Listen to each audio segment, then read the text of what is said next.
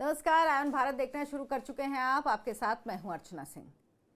अभी तक तो संसद में एक ही जोकर था, एक ही विदूषक था, लेकिन अब एक और आ गई हैं। भाई बहन दोनों मिलकर कपिल शर्मा का कॉमेडी शो चला रहे हैं संसद में, ऐसा लगता है। या बहन को यह गलतफहमी हो गई है कि ये संसद नहीं, कोई ऐसी जगह है जहां फैशन शो हो रहा है। फैशन स्टेटमेंट दे रही हैं वो, माना बड़े घर की हैं, इस देश की पहली फैमिली माना जाता है उनको। कम से कम कांग्रेस पार्टी तो मानती ही है, और इसके पहले बहुत सारी पार्टियां मानती थी, नरेंद्र मोदी की सरकार आने से पहले तक। लेकिन ये लोग सच नहीं समझ पा रहे हैं।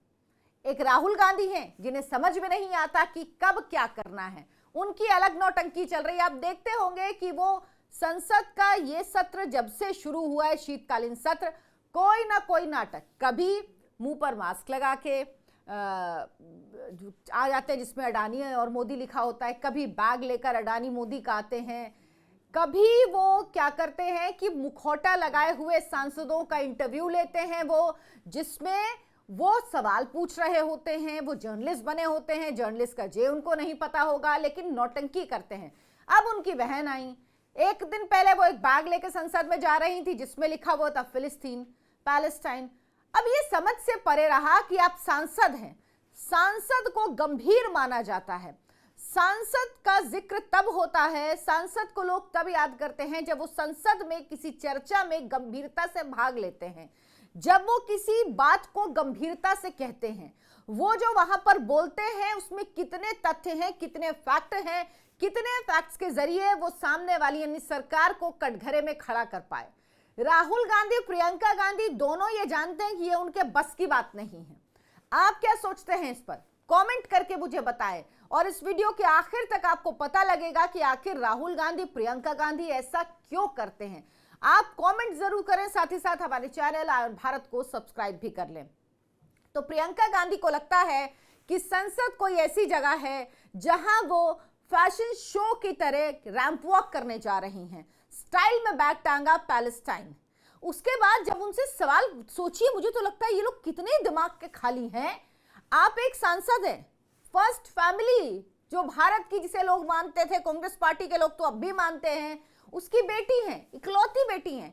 जब उनसे ये पूछा गया कि आप ये पैलेस्टाइन का बैग लेके जो जा रही हैं, तो वो गाड़ी के अंदर थी, बड़ी शान से उन्होंने दिखाया।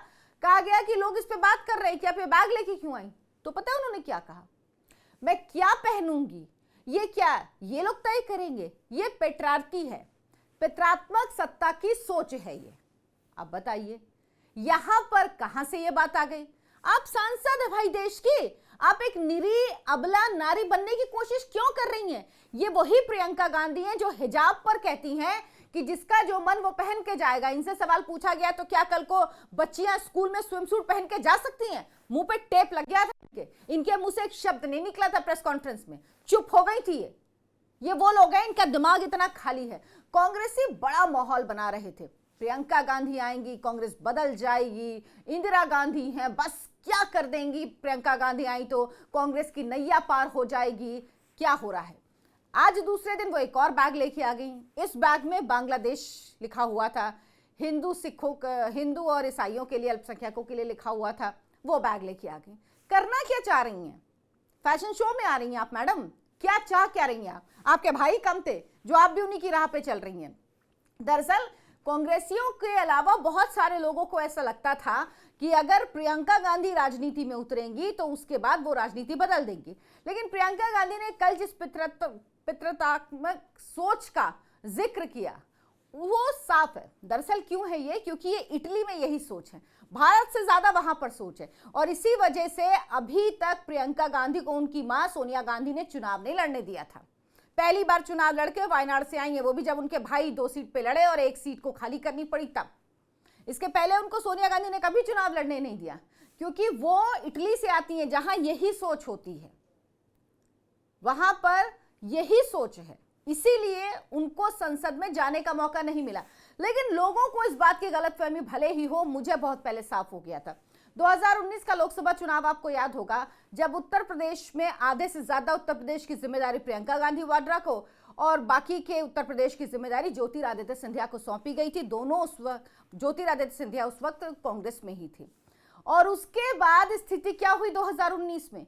प्रियंका गांधी अपने भाई और मां दोनों की सीट में देखती थी, प्रबंध करती थी, चुनाव प्रबंधन का काम उनका होता था, जिम्मेदारी का काम उनका होता था, सारे काम उनके होते थे। क्या हुआ 2019 में जब महासचिव बनाई गई आधे यूपी की? अपने भाई को अमेठी की सीट से नहीं जिता पाई। राहुल गांधी अमेठी से हार गए, सिर्फ सोनिया गांधी जीत पाई। ये महासचिव बनने के बाद का हाल था। और वो सीटें थी वो जहां पर प्रियंका गांधी हमेशा से काम करती रही।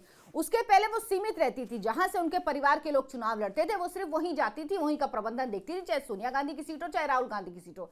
लेकिन जब वो महासचिव बनाई गई आधे से ज्यादा उत्तर प्रदेश की, तो ये हुआ कि राहुल गांधी की भी लुटिया डूब गई। राहुल गांधी अमेठी नहीं जीत पाए, मात्र एक सीट कांग्रेस के हाथ लगी। उसके बाद 2022 का विधानसभा उत्तर प्रदेश का चुनाव, लड़की हूं लड़ सकती हूं लड़ने गई थी, इतना लड़ी कि 2 सीट जीत पाई, लड़ती ही रह गई। किससे लड़ी, कहां लड़ी, क्यों लड़ी, किसी को पता नहीं।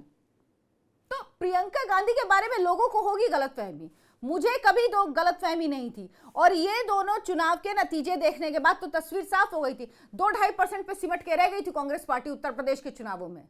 और वो 2 सीटें भी जो जीती कांग्रेस पार्टी ने, उसमें कोई योगदान नहीं है पार्टी का। प्रियंका गांधी वाड्रा, बिल्कुल आप ये मत समझिएगा, वो उनकी व्यक्तिगत जीत थी उन दोनों उम्मीदवारों की। ये भी कहा गया कि प्रियंका गांधी अब लखनऊ में रहेंगी, उनके लिए घर ढूंढा जा रहा है, घर बनाया जा रहा है, ताकि वो उत्तर प्रदेश की राजनीति में अपनी पकड़ बना सकें। एक जो जमीनी लेवल के कार्यकर्ता होते उनको कुछ नहीं, सब जीरो। और अब संसद में आकर तो वो दिखा रही हैं कि वो राहुल गांधी से ज्यादा पीछे नहीं है, आसे पास है दोनों भाई बहन। आपने सुना होगा पहली बार जब वो संसद में बोली संविधान पर चर्चा के दौरान, उस दौरान क्या आपको संविधान से जुड़ा कोई तर्क, कोई तथ्य उन्होंने दिया? उनकी पूरी चर्चा जो संविधान पर थी उसमें कहीं संविधान का कोई जिक्र था? उन्होंने मुस्लिम टेलर की बात की, उनको कन्हैया लाल याद नहीं आया क्योंकि वो हिंदू टेलर था। उनको मुस्लिम टेलर के 2 बच्चों की याद आई, लेकिन कन्हैया लाल के 2 छोटे बच्चों की याद नहीं आई, क्योंकि उनका तो वोट बैंक वही है ना, पैलेस्टाइन वाला जो बैग लेके वो घूमती है। वो जो बांग्लादेश में हिंदू और ईसाइयों के लिए, अल्पसंख्यकों के लिए बैग लेके घूम रही है, आप गलत फहमी मत पालिएगा कि उनको हिंदुओं से कहीं से हमदर्दी है, बिल्कुल नहीं है। दरअसल ये बैलेंसिंग एक्ट है, क्योंकि समझ में आ गया है कांग्रेस पार्टी को कि इस तरह से नहीं चल पाएगा। एक बात बताइए, 5 अगस्त को हुआ था, शुरू हुआ बांग्लादेश में हिंदुओं के साथ अत्याचार। प्रियंका गांधी अभी तक चुप रही। उनको 17 दिसंबर को याद आई, 16 दिसंबर को याद आई, क्यों चुप रही? उन्होंने क्या एक बार भी बांग्लादेश के हिंदुओं के लिए आवाज उठाई?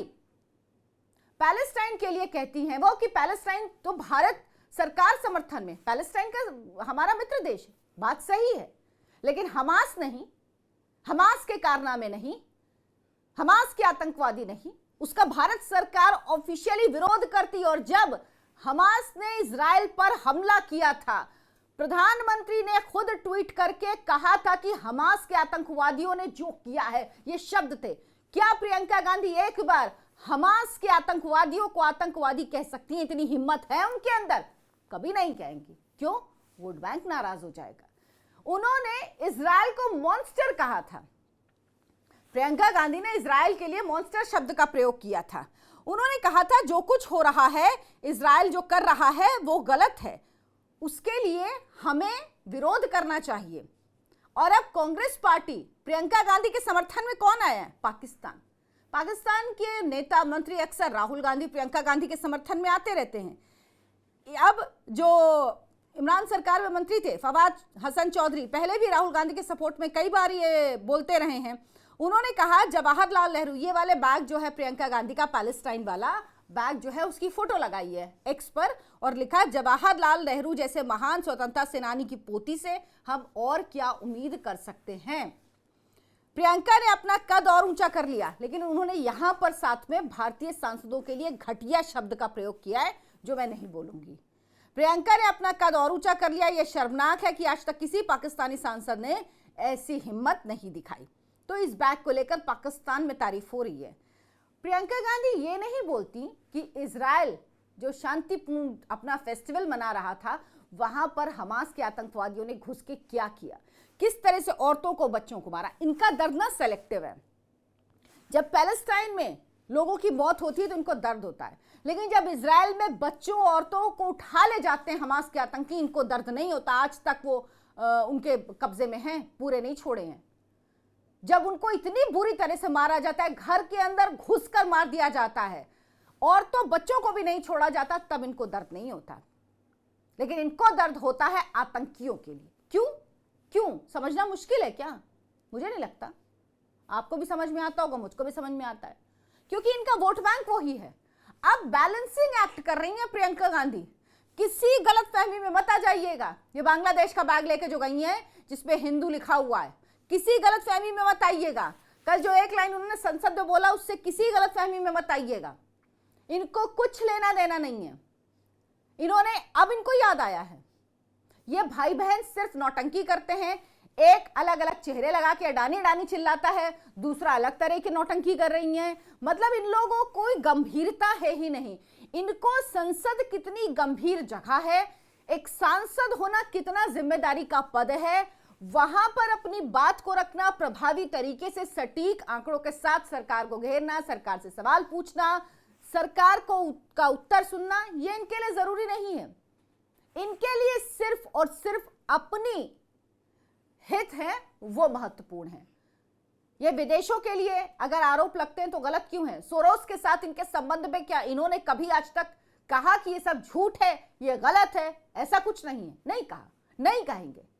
ये नौटंकी आप देखते रहिए। अभी और कई तरह की नौटंकी आपको पार्लियामेंट में दिखेंगी, क्योंकि पहले एक ही थे, अब एक और आ गई हैं। देखते जाइए, रोज नया नाटक होगा, और नाटक होगा तो बात भी जरूर होगी। आपको वीडियो कैसा लगा कमेंट करके जरूर बताएं। आप प्रियंका गांधी की राजनीति के बारे में क्या सोचते हैं?